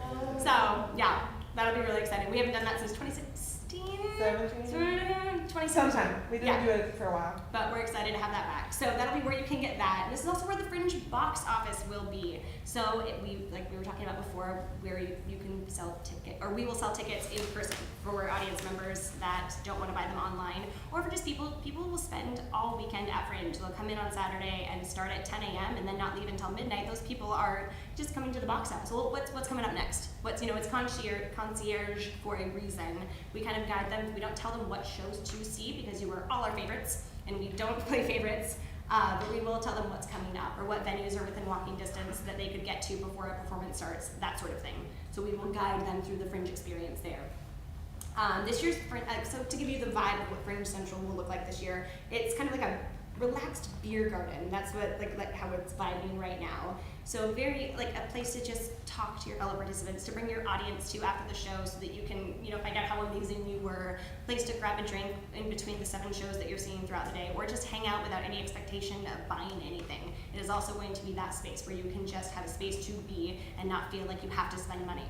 So all of those things happen at Fringe Central, and postcards. You can bring your postcards by, and we'll announce when to do that and how to do that closer to those June dates, but that is something you can do as well. We also have planned mixers and panels there as well. So we're looking at doing international mixers for our friends who come into town right before the festival who don't get a chance to do all of the office hours, things like that. Hi friends, so we're gonna have those there. We're also gonna have some panels, and we're looking at maybe doing a press panel and more details coming up, but some things to kind of keep that educational spirit throughout the festival. Okay, I'm gonna be done talking for a minute and see if there are any questions. Okay, anything online? Yes. Great work, and I was just remembering how Fringe Cabaret back in 2020 was so amazing. That was a lifesaver. So my question is will Cabaret be live streamed? Oh, I don't know. TBD. It's gonna be in person. It will, yeah. But that would be really, and it would be pretty difficult. But I'm sure that we can figure out some sort of happy medium. Yeah. Whatever it is. I'm going to be fully frank with you. It did not even occur to me to do that, and so it's not a conversation we've had with Bella yet. But it's definitely something we'll look into. The copyrights and things come into play there because a lot of shows they're not always planning to live stream. But it's something that we will have a conversation with because I like where your head's at. Yes. I remember my question. Does the press release include photos? Yeah, so it depends on what you want to do. You're going to want to have just the written up on the site, I believe. Yeah. On the site, you're going to want to have Writing only. Yeah, but then you can do a press kit as well, right? So you can kind of have a collection of things when you're sending, especially when you start to build those contacts. My personal, I could be wrong, everyone kind of has a different strategy. But when you get to know someone, that's when you're going to want to bombard them with hey pal, you've reviewed my show before, we have a working relationship, here's some photos, here's some, here's my press release, and a personal story that you might find interesting to want to write about. That's when you can kind of build that out. Thank you. Yeah. I have a question here from the live stream. Conversations with Bev, Connecting with My Better Self is the name of the show. Maria finds nothing but flaws. Bev, I have to read it again. Bev, Maria's late mentor, invites herself on stage to partner with Maria to unravel that nasty self-doubt. Thank you, Maria. And again, the show is Conversations with Bev, Connecting with My Better Self. And the question is, can we sell merch for our own shows through our box office? Of course, absolutely. People do that all the time. And I would encourage you to wear it out because I know that when people have like merch for their shows, I recognize them on the street all the time. And it's just a conversation starter. Yeah. So absolutely. please do that. And with marketing, like think about that, like absolutely sell it. But also think about marketing, like if you have postcards, maybe you make some t-shirts for your cast. And that way you're literally, I'm sure you've seen it if you come to office hours, there's a few shows that already do it. So think about ways that you can market your show beyond just the obvious postcard. We do it with our t-shirts. Yeah. It's a great way for people to know that Fringe exists. Yeah, anything else? Awesome, okay, should we talk community involvement, Ellen? Let's do it. All right, new section, volunteering. We need a lot of help in so many ways because we are a tiny staff, we're a tiny org. You can literally look into how much money we made last year, which was under $250,000, and more than half of that went back to participants, something like that. Yeah, more than half of it. So everything, 100% of box office sales go back to you guys. We don't take any money from that. We do have like that $1.75 or is it $2 now? $2 service fee that we have per ticket. Doesn't really pay the bills. So we have a lot of volunteer needs. It goes to our platform even, it doesn't even it doesn't even cover our bills. So we love help. We love help at our parties. We love help at Fringe Central. We love help promoting the Fringe by doing street team. We're our mascot. Yeah, Lois has been a freak so many times. One time when Lois and I were doing this, not kidding, this was 2019, she was one of the freaks and I was walking around with her. By the way, programs director, operations director, walking around doing this at the time. We walking around handing out lollipops to promote Fringe because we do stuff like that. Like Fringe is crazy. Like directors will go around. Like our staff, we will be going around doing stuff like this.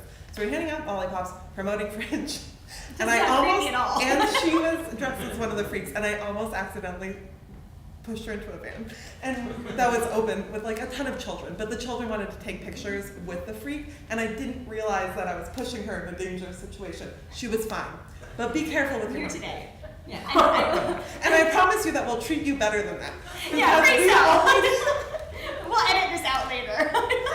We only do this because we love it so much, and it's very fun to hang out with us. We have volunteers in the room, longtime volunteers, Stephen and other people who have volunteered with us so many times. Please come and volunteer with us. It is so much fun. We won't throw you in vans. And actually, what you do get with volunteering, you get access to discounted shows. You get the drink tickets for our bar, so you will get to drink for free, and you get our love, gratitude, and eternal thanks. And a free t-shirt! No vans, only t-shirts and drinks. You can sign up at hollywoodfringe.org/volunteer if I've really sold you today. And if you want to offer a code to participants for them to see your show that volunteer at Fringe for a lower rate, you can email cena@hollywoodfringe.org. I promise, it's really, really fun. And this is actually a great segue into talking about safety.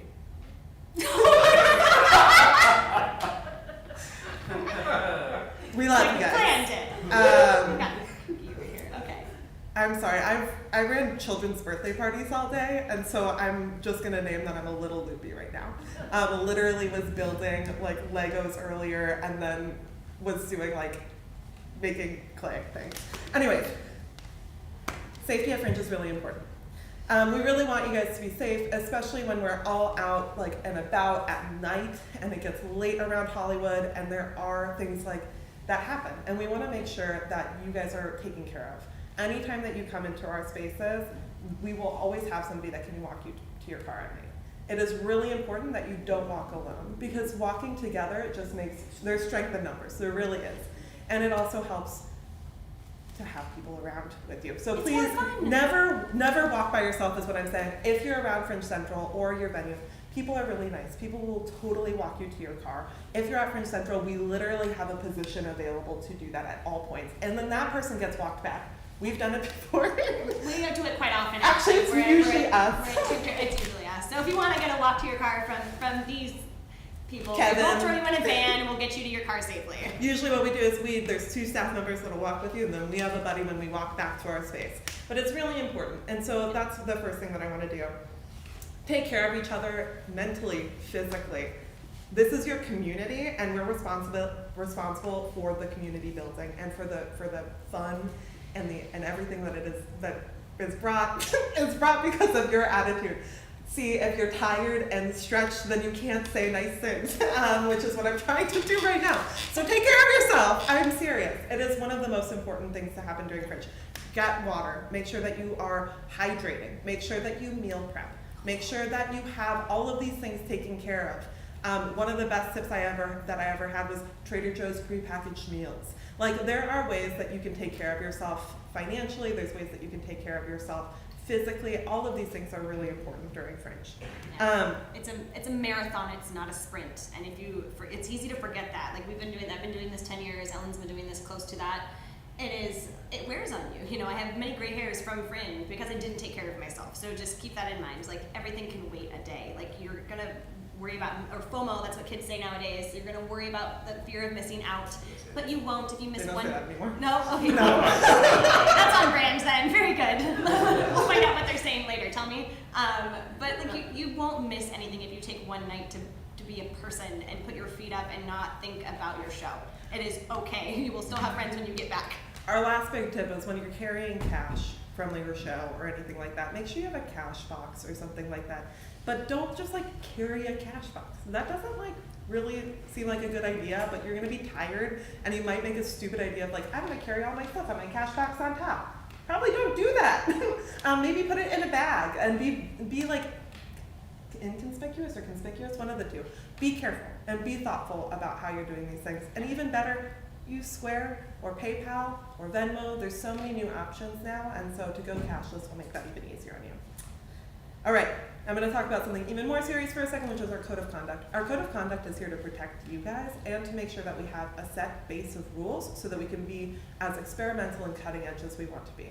If we aren't putting in rules in place to make sure that everybody's safe, we can't be brave. We can't make the statements that we want to make on stage. Our rules are really simple. They're basically no anti-harassment. You need to make sure that you read through the entire code of conduct before you participate. You should have already, because when you registered, you agreed to sign up for it. You as the primary participant are responsible for your team's conduct at Fringe. It's really important that you bring it into your space when you have your rehearsals. It's really important that you bring it anytime that you're in your venue space. You will be held accountable for your team's actions. And that doesn't mean that like your team does something out of your control and you get kicked out of Fringe. I'm not trying to scare you. But what I am trying to say is that you're responsible for handling it. And you're responsible, how you do handle it kind of reflects on you.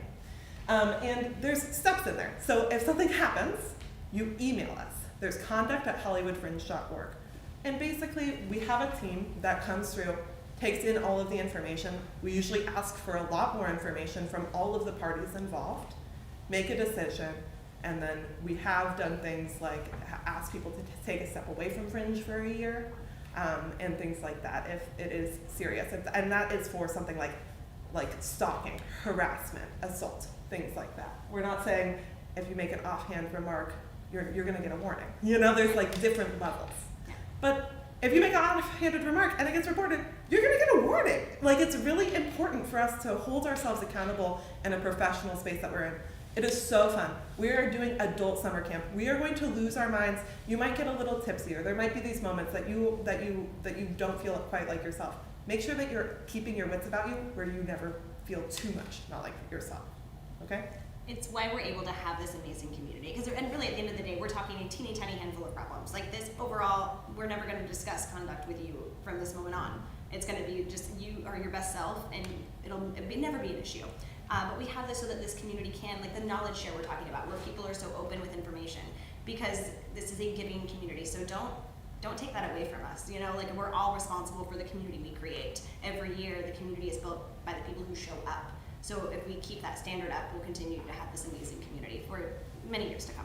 My last thing that I want to say when it comes to code of conduct is that this applies to our digital spaces as well. It can apply to social media. It can apply to our Facebook groups. When you are interacting with another participant, another staff member, another community member, it matters. All right, let's talk about awards. Okay, great. Woo! Deep breath. So the Freak Awards are voted on by the community. You get to vote if you have seen a certain number of shows. There is an award for each category, so solo show, immersive, games, drama, comedy, bloop. And also there is international, Fringe First, and Top of the Fringe. Those are voted on. They are they are voted into nominations, and then the nominations are voted into the winner. And so you'll get emails the last week of June, of that June festival. You'll be like, what's gonna happen with awards? Don't worry. You get an email, and it explains everything. It explains how to vote. And we send out ballots to everybody who's eligible to vote. There is so much information that comes at that point. So that is how that portion works. Sponsored awards, you'll start to need to kind of worry about a little bit earlier. Sponsored awards are partner organizations who have done something like an opportunity award, or it might be just an award to kind of honor your show. And those are, again, outside opportunities from outside organizations who have decided they want to present a Fringe Award. They're called sponsored awards. They will be announced in mid-May. We will be putting out applications this week for partner organizations. So if you work with a theater organization or an organization that fits our value sets, feel free to pitch an award as well. That information will be going out next week. Mid-May is how you figure out how to apply, and there will be different requirements per award. So you need to make sure that you're checking into that. Should throw it over? Yeah, so we have one of them here today. So remember, this isn't going to go out until mid-May, but Matt, Quinn, I'd love to give you the floor. So this is, so like we said, sponsored awards are not things that Fringe run, or nor do we select. We have no hand in the sponsored awards. But they're amazing. We do select the awards. We select the orgs that present them, sorry. We do not select who wins the awards. But like, so one of our programs here, Matt Quinn, talk about your Fringe hey awards. everyone. I'm Matthew Quinn. I run Theater Asylum and Combined Art Form. And since year one of the Fringe, I've been producing the Hollywood Fringe Encore Producers Awards. These are the best of the Fringe. They take place in July. And these are basically run by independent venues. So certain venues are participants in the Encores. They will pick shows to get 1 or 2 additional runs in July. All we ask is there is no money up front, and the deal can vary from that. It can be a guarantee after the show. It can just be a box office split. So much like they're talking about with the sponsor award, we will have a form in the sponsor award. We will actually probably get them out earlier to the participating venues so that you can sign up for the Encore Awards. In addition, my partner Michael Blaha and I also run Pick of the Fringe. Think of it as a curated cabaret. So much like the cabaret, we're picking short pieces that will perform. We have 3 nights of it during Fringe, but we curate it. So you'll be chosen as a Pick of the Fringe. You'll get to perform 5 or 7 minutes of your show so people can get kind of a taste of it and maybe come back for more. One of the exciting things to start happening in 2019 is I'm now working with Darren Lee Cole at the Soho Playhouse in New York City. So I am talent scouting for him. And every year I go out, and my team of judges, we have about 10 to 20 judges go out. We pick the top shows, and then Darren is coming out this year, right?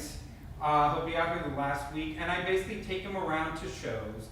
He goes out to about 7 or 10 different fringes around the world, and he picks top shows and invites them to New York City to his Soho Playhouse. These shows get a 2-week run. And then the top performer at that Fringe will actually get a 6-week run in the Soho Playhouse off-Broadway. What's really exciting was the first year he came out here, there was a show, Dr. Jekyll and Mr. Hyde, playing at LGBTQ. It won Pick of the Fringe, it did an encore, it went to New York in the winter, and then it had a 6-week run off-Broadway at the Soho Playhouse. So it's really exciting to see a pathway kind of leading to New York. And all you need to do is kind of apply for consideration. You need to have at least 3 shows during Fringe for us to get a judge over there. However, the ultimate power is within your venue. If your venue comes and sees the show, even if there's just 1, you can still be up for consideration. We cannot practice. This year looks pretty good. With the number of shows, I think we're going to be able to cover everyone who applied, but we can't promise that. All the rules, all the regulations are going to be put up shortly in the next couple of weeks. Definitely by the time the sponsored award comes up. There is a fee, a 10% fee that can be paid by the participant or the venue, and a few other rules that we are looking at. The venues who are doing it have not been announced yet. All that will be coming up in the next few weeks. So if you have any questions, feel free to send me an email. The website for the awards is hollywoodencores.com. And you can take a look at all the winners from the past years as well as the rules of the encores. Thank you. Thank you, Matt. Great job. This is awesome. Thank you. I think just to hit it again, our award information for sponsored award is mid-May. Yeah. It will not be coming out sooner than then. It'll be in your Fringe inboxes, so make sure that you're looking at your emails, because that's gonna be how you get that. Yeah, absolutely. And you're going to want to go through that. And with that as well, like make sure you're going through that and applying for the sponsored awards that you fit into. Because there's nothing worse than like don't just blanket, you know, if you're a ensemble show, don't apply for the solo award because you're not going to get chosen anyway. And then now maybe you've lost a supporter in that fest the next time they do the ensemble awards. So just be considerate. Like press and awards, kind of a similar thing, right? You just want to be respectful and thoughtful when you're handling both of those two things. Possibly don't be a jerk. Right, it works always, always.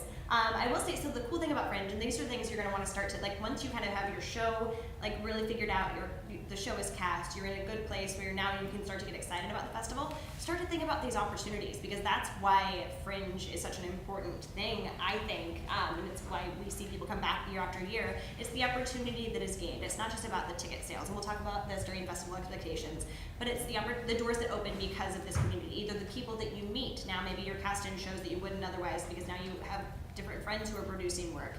It's the awards. Maybe you end up in New York because, you know, we have community members like Matt Gwen who have, you know, created awards that help out the Fringe community. So it's all of these opportunities are a reason to do Fringe beyond just the money, because is there a lot of money in theater? No, hopefully there is some money, certainly. I'm not saying you're gonna, you know, go bankrupt doing a theater production, but it's notably not where you're gonna make your millions at this point. But maybe we can change that. Maybe, right? But okay, y'all, that is check time. 4:40, not bad considering we did questions in between. So I would love to do just that one word. Hopefully we have a little more energy. Is where are we feeling now? Ideally, if nothing else, I know that not every problem or fear is solved for you, but hopefully you have the direction to get the answers moving forward. How are we feeling? Anyone want to share their one word?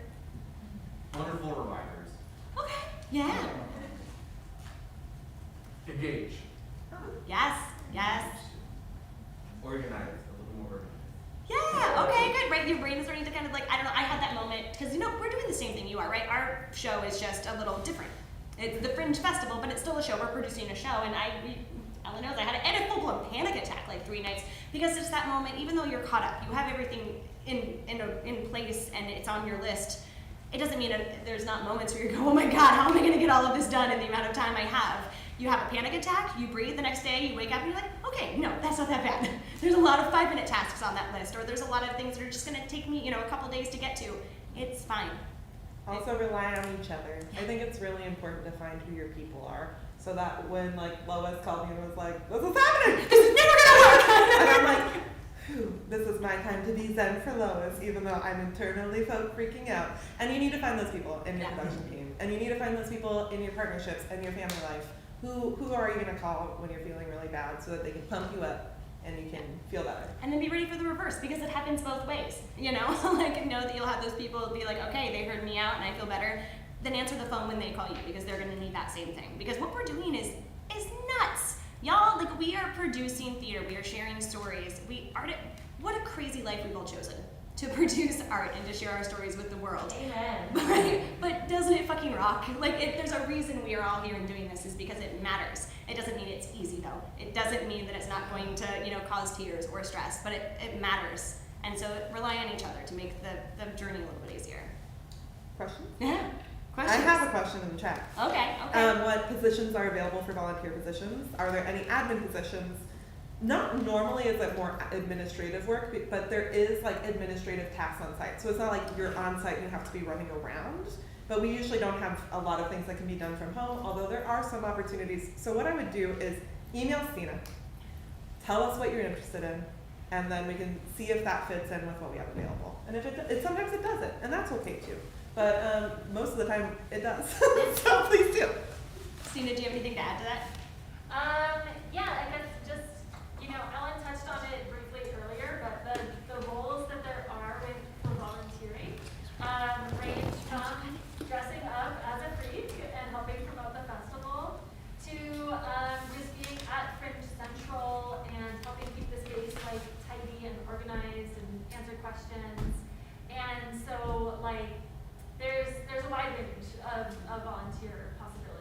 And if you have like mobility issues or things like that, we always can use like help even like putting together our badges.